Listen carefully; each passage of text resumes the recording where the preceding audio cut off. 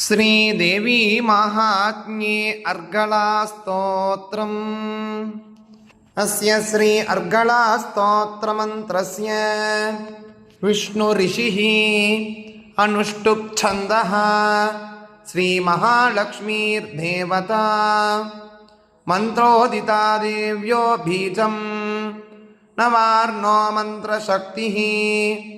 श्रीसप्तशती मन्त्रस्तत्त्वं श्रीजगदम्बा प्रीत्यर्थे सप्तशतीपटां गत्वेन जपे विनियोगः। ध्यानम् बन्धूककुसुमाभासा पञ्चमुण्डादिवासिनी स्फुरच्छन्द्रकलारत्नमुकुण्डमालिनी त्रिनेत्रां रक्तवसना पीतोन्नतकटस्थनी पुस्तकं चाक्षमालां च वरं चाभयकं क्रमात् ददतीं संस्मरेन्नित्यम् उत्तरां नायमानिता। या चण्डी मधुकैटभादिदैत्यदलनी या मागिषोन्मूलिनी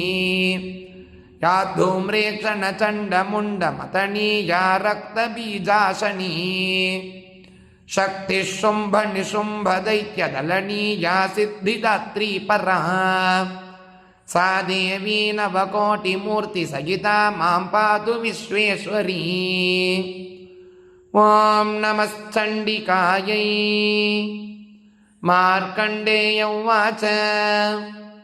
जय त्वं देवि चामुण्डे जय भूतापहारिणी जय सर्वगते देवि कालरात्रि नमोऽस्तु ते। मधुकैटभविद्रा विविधातृवरधे नमः जयन्ती मङ्गला काली भद्रकाली कपालिनी दुर्गा शिवा क्षमा धात्री स्वागा स्वधा नमोऽस्तु ते। रूपं देहि जयं देहि यशो देहि दिशो जहि महिषासुरनिर्नाशि भक्तानां सुखदे नमः। रूपं देहि जयं देहि यशो देहि दिशो जहि धूम्रनेत्रवदे देवि धर्मकामार्थदायिनी रूपं देहि जयं देहि यशो देहि दिशो जहि रक्तबीजवदे देवि चण्डमुण्डविनाशिनी रूपं देहि जयं देहि यशो देहि दिशो जहि निशुम्भ शुम्भ निर्नाशि त्रैलोक्यशुभदे नमः। रूपं देहि जयं देहि यशो देहि दिशो जहि वन्दिताङ्घ्रियुगे देवि सर्वसौभाग्यदायिनी रूपं देहि जयं देहि यशो देहि दिशो जहि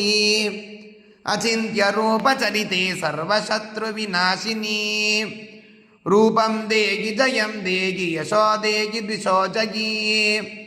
न तेभ्यः सर्वदा भक्त्या चापर्णे दुरितापहे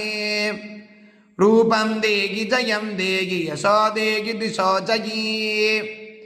स्तुवद्भ्यो भक्तिपूर्वं त्वां चण्डिके व्याधिनाशिनी रूपं देहि जयं देहि यशो देहि दिशो जहि चण्डिके सततं युद्धे जयन्ती पापनाशिनी रूपं देहि जयं देहि यशो देहि दिशो जहि देहि सौभाग्यमारोग्यं देहि देवी परं सुखं रूपं देहि जयं देहि यशो देहि दिशो जहि विदेहि देवि कल्याणं विदेहि विपुलं श्रियो रूपं देहि जयं देहि यशो देहि दिशो जहि विदेहि द्विजतां नाशं विदेहि बलमुच्चकैः रूपं देहि जयं देहि यशो देहि दिशो जहि सुरासुरशिरो रत्ननिघृष्टचरणिम्बिके रूपं देहि जयं देहि यशो देहि दिशो जहि विद्यावन्तं यशस्वन्तं लक्ष्मीवन्तं च मां कुरु रूपं देहि जयं देहि यशो देहि दिशो जहि देवी प्रचण्डदुर्दण्डदैत्यदर्पणिशूधिनी रूपं देहि जयं देहि यशो देहि दिशो जहि प्रचण्डदैत्यदर्पग्ने चण्डिके प्रणताय मे रूपं देहि जयं देहि यशो देहि दिशो जगी चतुर्भुजे चतुर्वक्त्र संस्तुते परमेश्वरी रूपं देहि जयं देहि यशो देहि दिशो जगी कृष्णेन संस्तुते देवी सश्वद्भक्त्या सताम्बिके रूपं देहि जयं देहि यशो देहि दिशो जगी हिमाचलसुतानाथ संस्तुते परमेश्वरी रूपं देहि जयं देहि यशो देहि दिशो जगी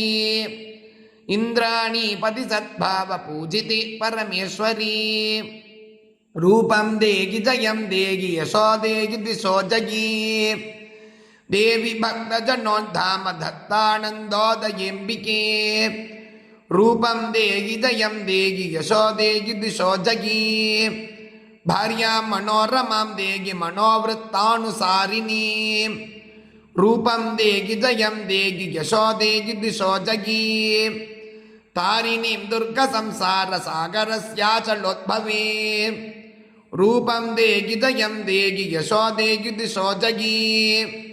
इदं स्तोत्रं पठित्वा तु मखस्तोत्रं पठेन्नरः सप्तशतीं समाराध्य वरमाप्नोति दुर्लभम् त्रैलोक्य विजय विद्या मंत्रो महेश्वर उवाच त्रैलोक्य विजयां वक्ष्ये सर्वयंत्र विमर्दिनी ओं हूं क्षूं ह्रूं ओं नमो भगवती दंश्रिणी भीमवक्त्रे महोग्ररूपे गिलिगिली रक्तनेत्रे किलिकिली मगानिस्वने कुलुकुलु ओं विद्युज्जिह्वे उलुहुलु ओं निर्मांसे कटकट गोणसाभरणे चिलिचिली जीवमालाधारिणी द्रावय ओं महारौद्री सार्धचर्मकृताच्छदे विजृम्भ ओं नृत्य अशिलताधारिणी भ्रुकुटीकृतापाङ्गे विषमनेत्रकृतानने वसामेदो विलिप्तगात्री कः कः